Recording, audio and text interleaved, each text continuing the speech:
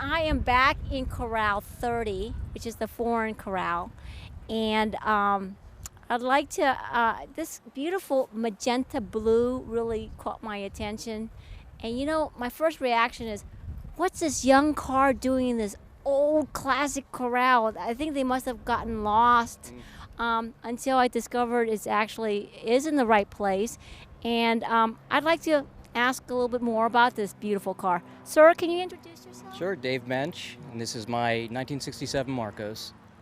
So, Dave, inquiring minds want to know, how did you acquire this car? What made it special to you? Any other tidbits you'd love to share with us? Sure. I first saw my first Marcos in 1969, and that was at Auto Buying Service in Virginia. And it was sort of a boutique sales, auto sales place.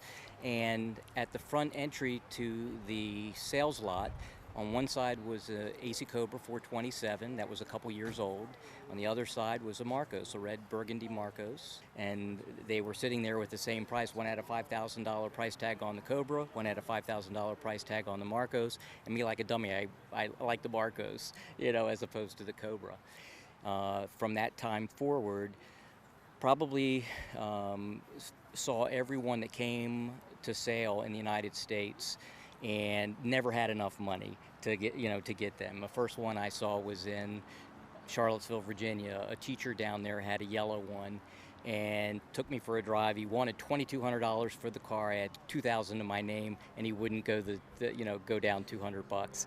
And I've since know the guy who owns that car now. He's a gentleman, Michael Cruz, who's a famous photographer for Formula Racing.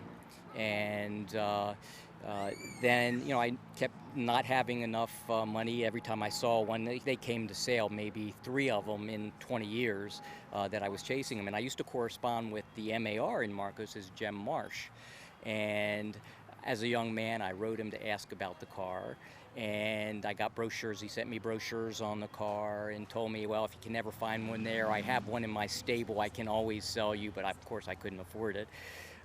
So I just continued my pursuit for almost 35 years until I missed on a sale of one in Florida, and on a Father's Day probably 7 years ago, and my wife of 33 years said, put me out of my misery and just go get a car, go to Europe and get one. So I knew a gentleman who races them in Europe who I've talked to for many years. And he fixes and restores them. He owns 10 himself, and told him to go to find me one. I told him what I wanted, and he went and found me one. And the story, we boxed it all together and threw all the pieces in the trunk and stuff and brought it over here on a boat. So I brought it over from Sweden. And what year was this? How long ago was this? That's about 7 years ago. I forgot the year, but it was about 7 years ago. And then I finished the restoration, took about 1.5 years. And so I've had it on the road now for the last 4.5 years. Going back to the beginning when you saw it was a showdown, a car showdown, a lust affair between a Cobra and the Marcos. Yeah. Similar price tags. Yeah. What was it about the Marcos that riveted you? You? It was that sex appeal. It was okay. the curves on this thing were just ones that were, I couldn't keep my eyes off of it. And like a beautiful woman, I was just attracted to it. And that's the end of the game. I was stuck from that point on. And my pursuit was long, but there's some fruits of my pursuit, and I just acquired a second one recently, and I'm restoring that one right now. Now, you did mention the work that you personally, the sweat equity that you invested in this beautiful car. 1.5 years. Can you tell us about what you did yourself and what you outsourced? Mm-hmm. Well, actually, I brought it over as a rolling chassis and had the bodywork done. Because the bodywork was much cheaper in Sweden than it was to do here. So everything else from there I've done. I've rebuilt the engine, the transmission, the rear end, the interior was all new. All of the wood in the dashboard and whatnot was all stuff that I've done. Now, the parts that you did, I mean, did you already, have you had like substantial skill, or did you have to acquire some new skills in order to do that? Because it's in beautiful condition. Thanks. No, I've been restoring a lot of old, I call it British junk, but most all kinds of British cars for probably the last 30 years. Actually, I've also done Volvos. My first car was a 58 Volvo PV444 that my uncle dropped off in my driveway. It wasn't running, towed it over, and much to my mom's dismay, dropped it in her driveway and said, if you can get this thing running, it's yours. So at 15, I had a car and tore the engine apart and got it running and put it back together and drove that car, got rid of the car with 400,000 miles on it. What about accessibility to spare parts? I mean, this is a rather rare car. Yeah. Yeah, it is, but a lot of the boutique companies, what Marcos did was it was too expensive to fabricate a lot of parts. So they did their chassis, the windshields, both front and rear, all the body work, all that was something that was particular to this car. But a lot of the drivetrain is off of cars that that we know today and are abundant. The front end of this car is Triumph GT6. And a lot of these cars, the majority of these cars, especially the early ones, were raced. And the GT6, the good thing about it had that heavy six-cylinder engine in it, and it had a big, beefy front spindle. And so that was a good selection for them to use. So I can get, all of the bushings, all the steering, all the front end, suspension is all Triumph GT6. Now, I drive the car an awful lot, so I've created some bespoke braking system that I work with a group, High Tech, out of England, and we designed a brake system for this car and went back and forth a bunch of times until we got it right. I've upgraded some of the safety items, and because we'll take it and won't think twice about going out for 300-400 miles in a weekend if we can. So I've done some of that stuff, but the transmission is English Ford. And there are parts around. The rear end is Lotus Cortina. It's a 105E Anglia rear end, and that differential is easy to find in a lot of cars. Can you also elaborate on the engine? That's a highlight. Yeah. Well, the engine in this particular car is a 1600 crossflow engine. It's the same. It's an English Ford, which is what's probably the most raced engine in the world in Formula Ford racing. And it's so popular that Ford this year in America is remanufacturing the blocks for this car because in so many years of use in racing, they've become fairly rare. And to keep promoting Formula Ford racing, they have reconditioned and redesigned the blocks and are offering those for sale as new now. So it'll continue to keep the line of Formula Ford alive and Formula Ford racing alive around the world. This particular, you can see this has a Cosworth engine here, this covered. If you look, the Marcos stands for two gentlemen. It's Frank Costin and Jim Marsh. And you notice the COS in Cosworth is Mike Costin, Frank Costin's brother, and Keith Duckworth, and they formed Cosworth Race Engines. And there was a collaboration on a number of the vehicles. The Frank Costin was a famous aeronautics engineer, aerodynamicist, they call it. And he worked on the de Havilland Mosquito it was a wooden bomber of World War II. So the amazing thing about it's one of the most incredible bombers of all time. And one of the incredible things about it was an all wooden bomber and made of plywood and spruce and with a fully bonded body on it, and it was supporting two big, enormous Rolls-Royce engines, Merlin engines on it. And it was feared by the Germans, especially the Panzer divisions, because it could fly at between 450 and 500 miles an hour, which is unheard of, at 10 feet off the ground, bomb and then pull off, and that structure could take that pull, the G-forces of the bomber pulling off at 500 miles an hour and 10 feet off the ground. So it was really special, and that idea, that technology of a monocoque chassis that was with a fully bonded body, Frank Costin brought that to Marcos.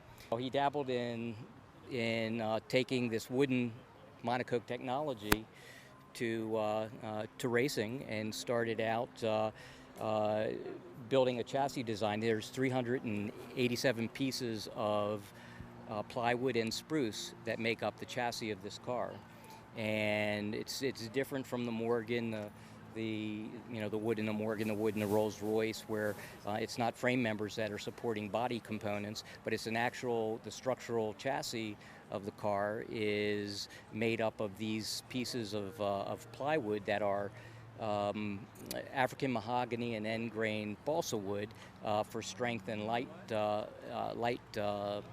weight, and very simply put together with simple joinery, using just butt joinery supported by a half-inch by half-inch stick of spruce that were epoxied together with an epoxy called aerolite. It was the early epoxy of its day, used in aviation, and stapled together. And so the car has staples all over it, where the wood was put together, and the staples held everything in place until the glue cured. So it's a series of what they call torsion boxes. So there are some torsion boxes that run down each side of the cars, and one down the center, and a series of bulkheads that tie those together longitudinally. So all the components of the car, from this subframe on back, is all wood and with a fully bonded fiberglass body. So, and it's born out of that aviation technology from the de Havilland Mosquito. In fact, the early chassis were made in the de Havilland factory. The problem with them is they took 2.5 weeks to make a chassis, and which is, that's a lot of labor, a lot of time, and a lot of money. So then when they became more popular, and some of the popularity was brought on by Rod Stewart, bought one. Wow. And so when he bought one, more people saw it and wanted to buy it. There was an article in Playboy and a run on the cars.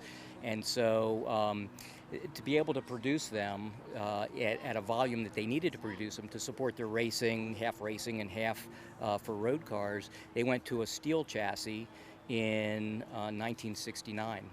So the wooden chassis are fairly rare, just built from 1959 up to early 1969.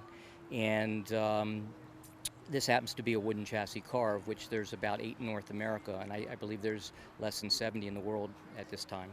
You must have a lot of experience working with wood. I noticed these beautiful wood veneers you have in there. Can you kind of share this with us? Well, one of the options in the car, they had both vinyl dashboards, but they also had an option for walnut and a few other species. They had a mahogany dashboard, and they also had a teak dashboard. And so this one was a walnut dashboard, and it was originally a walnut dashboard. When I received it, none of the wood was there. The wood of the console that's on the console and the rear light, those areas were always vinyl. I love the wood, and I do a lot of woodworking, so along with the dash and the burl, I made the center console burl as well. So that's one of those non-purist things that I went after, and just because I love the wood and love the look of the wood. Dave, one of the things that I love about cars are this small distinguishing bling, what I call car bling. So can you share with the audience, the YouTube audience, what's your favorite little car bling? About this car, one of the favorite little bling items is the pedal carrier. Jem Marsh, who was the MAR in Marcos, was 6'4". And you think this car it was the lowest production car in the world at 41 inches. And you think, well, how do you get into this thing? And you know, someone tall, how did they get into it? Well, he was 6'4", and raced the car and designed the car for him. The seats are up against a wooden bulkhead, so the seats don't move. They're stationary, and they're where they are. And then you have this whole area from here all the way up to here to put your feet, you know, in one of those torsion boxes. So it's a long way. So you're lying down, you know, you drive lying down. So at 6'4", the pedals can be pretty far out. In 1959, Jim Marsh patented the pedal carrier, which pulls the whole assembly of the accelerator pedal, the brake pedal, the clutch pedal to you or away from you. And so you turn the little knob on the dashboard, and it pulls it to you right to fit you. So whether you're 6'4", or you're 5'10" like me, or you're even shorter. And in fact, another neat little option of the street cars, they also offered a 2-inch foam pad for very small women to Like put me. it, that laid down on the seat. You pulled it out of the back, you laid it on the seat. So if the pedals didn't come far enough, there's another 2 inches to push you forward. So that's one of the neat little things about the car that I enjoy. Well, congratulations. It's an absolutely stunning car. The paint and the wood veneer really makes it pop. And thank you so much for your story. You're welcome.